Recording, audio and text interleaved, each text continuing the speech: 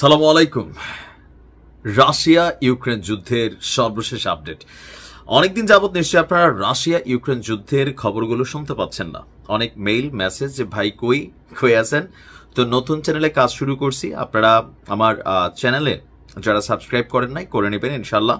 আর Facebook থেকেও যারা এই ভিডিওগুলো দেখেন, ডেসক্রিপশনের নিচে একটা লিঙ্ক আছে, ওইটা থেকে ক্লিক করলে আপনারা ইউটিউবে যাবেন, সেখানে চ্যানেলটা চিনে নেবেন ইনশাল্লাহ। যাই হোক, রাশিয়া ইউক্রেন যুদ্ধে যে টার্নিং পয়েন্টটা আপনার তৈরি হয়েছিল মার্কিন প্রেসিডেন্ট ডোনাল্ড ট্রাম্প ক্ষমতায় আসার পর, আমরা মোটামুটি অনেকে ধারণা করছিলাম যুদ্ধটা বুঝি শেষ হয়ে যাচ্ছে। কিন্তু আমেরিকার বিপরীতে আপনার ইউরোপীয় ইউনিয়ন তারা যে ঐক্য বা জোট গড়েছে, এই জোট কিন্তু পুতিনকে যথেষ্ট ভাবাচ্ছে। গেল কয়েকদিন যাবৎ আমি যেই সময়টা যাবৎ নিউজ করতে পারছি না, এই সময়ের মাঝখানে অনেক কিছু ঘটে গেছে। রাশিয়ার অভ্যন্তরে বেশ কিছু বড় ধরনের অভিযান পরিচালনা করেছিল ইউক্রেন। রাশিয়ার বিমান ঘাঁটি থেকে শুরু করে বেশ কিছু সামরিক ঘাঁটিকেও টার্গেট করেছিল ইউক্রেন, এমনকি কিছু সফলতা পেয়েছে। তো এই যে লম্বা সময় ধরে জমা পুঞ্জীভূত ক্ষোভ, পুতিন কাকু একটা মিনি কেয়ামত চালাই দিলেন। আবারও বার্তা দিচ্ছে যে পুতিন কখনোই ঝুঁকবে না, যেমনটা আমিও ঝুঁকছি না, কাজ করে যাচ্ছি নতুন চ্যানেলে। দর্শক, ইউক্রেনের রাজধানী কিয়েভকে এই প্রথমবারের মতন এত বড় হামলার টার্গেট করেছে রাশিয়া। আমরা যখন এই নিউজটি করছি তখন একযোগে ড্রোন এবং ক্ষেপণাস্ত্র, হাইপারসনিক ব্যালিস্টিক ক্ষেপণাস্ত্র নিক্ষেপ করে যৌথ অভিযান পরিচালনা করা হয়েছে রাশিয়ার পক্ষ থেকে।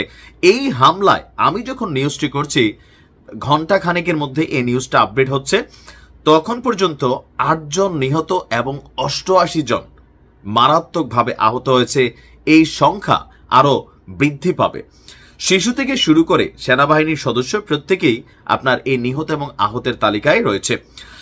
ইউক্রেন প্রেসিডেন্ট জেরি বলছেন শান্তি প্রচেষ্টার বিরুদ্ধে রাশিয়ার উত্তর। মানে যখন ইউক্রেন শান্তির ডাক দিচ্ছে, বাট শান্তির ডাক কিভাবে দিবে?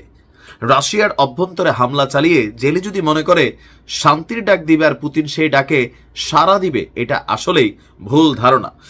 একযুগে কিয়েভের 4টি গুরুত্বপূর্ণ এবং শক্তিশালী বাংকার বা জেলা হিসেবে চিহ্নিত যেই এরিয়াগুলো আছে, সেখানকার আবাসিক ভবন, হাসপাতাল, স্কুল, সামরিক, বেসামরিক এরকম 27টি স্থানে ভয়াবহ আপনার অভিযান চালিয়েছে রাশিয়া। এইসব ধ্বংসস্তূপের নিচে আটকে আছে শত শত মানুষ। ইউক্রেন বলছে 309টি ড্রোন এবং 8টি অত্যাধুনিক প্রযুক্তির ক্ষেপণাস্ত্র ছড়েছে পুতিন কাকু। আর ইউক্রেনের দাবি এর মধ্যে অধিকাংশ ড্রোনই তারা প্রতিহত করতে সক্ষম হয়েছে। সংখ্যাটা 288টা ড্রোন, বাট আমার বিশ্বাস হচ্ছে না। এই হামলার কয়েকদিন আগে মার্কিন প্রেসিডেন্ট ডোনাল্ড ট্রাম্প যুদ্ধ বন্ধের জন্য রাশিয়াকে 10 থেকে 12 দিনের আলটিমেটাম দিয়েছিলেন। রাশিয়ার ব্যাপক এই হামলা ট্রাম্পের ডেডলাইনের সরাসরি জবাব। মানে ট্রাম্পকে পাত্তাই দেয় নাই, বা ট্রাম্পের ডেডলাইন এটা ইরান না বা ইসরায়েল যুদ্ধ না যে এগুলো মানতে বাধ্য। পুতিন দেখাইছে দেশ আমার, মেশিন আমার, লড়াই করব আমি। এদিকে জেলি বলছে যে যুদ্ধ বন্ধ করতে হলে রাশিয়ার শাসন ব্যবস্থায় পরিবর্তন জরুরি। মানে পুতিনকে সরাইতে হবে। আকাশ কুসুম কল্পনা যদি কোনো কিছু থাকে, এটা এই মুহূর্তে জেলি করছে। বাট পুতিন বলছে যে পিকচার আভিভি বাকি হ্যায়। পশ্চিমা আগ্রাসী শক্তি হোক, ইউরোপীয় ইউনিয়নের শক্তি হোক, কোন শক্তির সামনেই মাথা নত করবে না রাশিয়া। যুদ্ধ চলছে এবং চলবে। ভালো থাকুন। আসসালামু আলাইকুম।